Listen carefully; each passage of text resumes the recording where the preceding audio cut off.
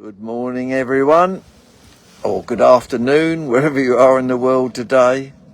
Bobby's back. Bobby's working, and I've got the most enjoyable day's coaching that I've ever had. Hey, let me show you where I am. On one of my favourite rivers. Let me just show you the river. There you are. I'm on the River Thurne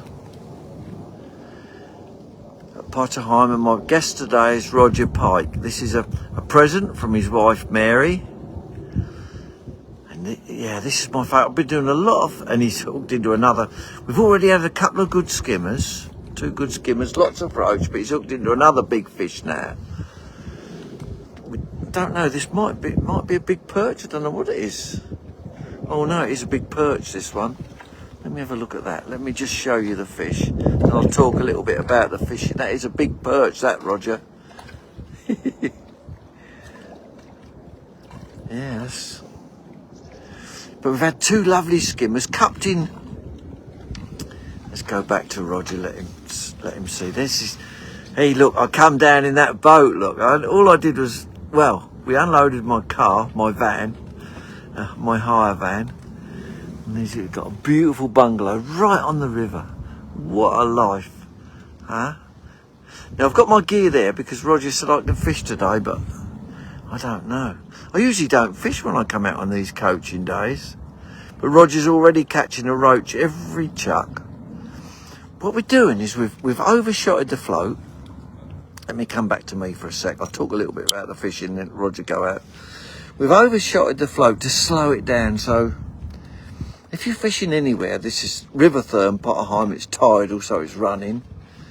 And if you want to slow a float down, so we've cupped in, and then we want to slow the bait down over that baited area. So we've overshotted the float by 4 number 8s today. Just depends how fast it's running, just add shot. And Rodger's amazed by how much it affects your fishing, how much easier it is to catch, because you can slow your bait down over the ground baited area. Hello, Tracy. Hello, Martin. Julian. Hi, Julian. Hope you're okay. And if you can just slow that bait down, and we've gone on to what we've started on caster, but we've gone on to a head of a worm, because if you get bitted out with small fish, if you put like a nice worm head on, quite often that can increase your chances of catching bigger fish. Now it did. Straight away we caught two good skimmers. Just had a big perch. Let me show you. There's Rodger concentrating. He's trying to creep that float. You can't see the float, but he's just trying to ease it through his peg. Fishing just over the depth. There's a boat coming down the river now. What a beautiful place. There's one or two cottages. There's one opposite which doesn't look like it's been lived in, but loads of riverside. You imagine this for a holiday, to come here, but Rodger owns this one, so there's a small fish coming in now. Oh, he dropped that one off. Morning, Matt. Morning, Mark. Hi, Neil. But really, it is a fish every put in. And some good quality. So already we've had some good fish. And what I like about this part of the river is there's a bridge at Potterheim, which is upstream there, and you can only get small boats under it. I'm not sure that this boat coming by has got under it. Probably just. We can only get small boats. Here it is coming by.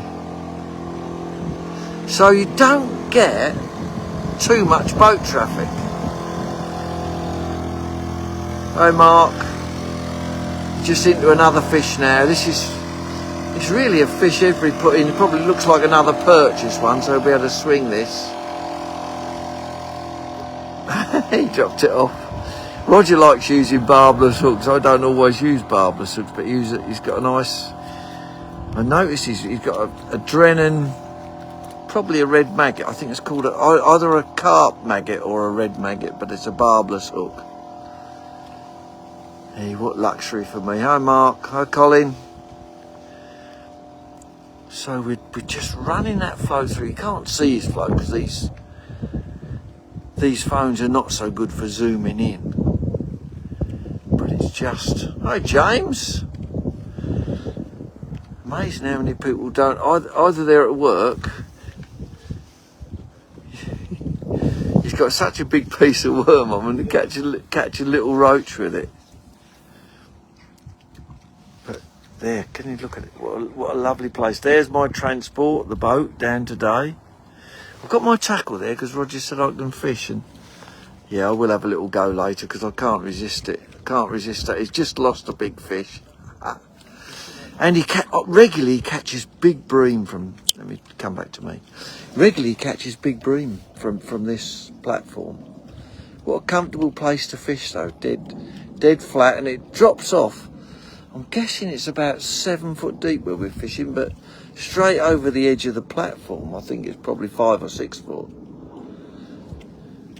So we've got a gram and a half float, Roger? Yeah, gram and a half float. I did change his shot in a little bit for him, and then we added these shot just to slow the. I won my first world championship with this method, overshot in a float. Back in those days, back in like the 1990, the rule was that your float mustn't impede the flow. I don't know what that really meant, but we used to overshot our floats a little bit just to slow it down. But now the ruling is you can't do that. Your float must take all the pace. Roger's gone to pieces now.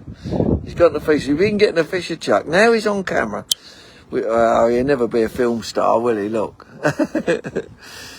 But he was getting a fish every cast. But the float's going under, but okay, I'm not hooking up. Well, you've got that big bit of worm on, but that looks perfect. The way you're running that through there, it looks perfect to me. It looks beautiful. The way that's just running it through. Hi, Kevin. Hi, Edna. Haven't seen you for a while. One or two of my Irish friends. I don't know if we've got any Australian friends watching. Probably have. What a peaceful place to come and fish. What do you think about this? Come back to me. Okay, so we've I'm going to sign off now because Roger is. I've got to let him settle down again because he was catching a fish. Oh, he's just got another one now. He's just swinging. This looks. He's going to drop that one off as well. Yes, I think because he's probably on a barbless hook, but he likes using barbless, which a lot of people do. I use micro barbs usually. He's got a nice big hook on, but the worm. That was a nice fish he was swinging in as well. Oh, I can't read everything on here because I've got sun now glowing on me. Okay, let me just go back to Roger. There you are. There's Roger. Another boat coming by. So here we are. We're on the River Thurne. Potterheim. You've caught Bobby working again, but I can't ever think that I've had such a more comfortable coaching day as this. Just the odd boat. I don't know if that boat couldn't get under the bridge, could it? Oh, he'd have to go in low water. The tide at the moment's running in, so we call it flooding. He's dropping all the fish off. So the tide's flooding at the moment, and it'll flood up until probably about 1:30 today, and then it'll slow up. And then it'll stop, and then it'll then start to run the other way. It'll start to what they call ebb. Tidal river, beautiful colour too, lovely colour to the water. That's what helps you catch fish. Okay, let me come back to Bobby. Let me come back. He's losing fish now, so let me come back to me. There you are. So we've seen Roger catch a big pike. This is a present from Mary, birthday present from his wife Mary. Bobby's sort of working, but not really. This is a cushy day today. So thanks everybody for watching.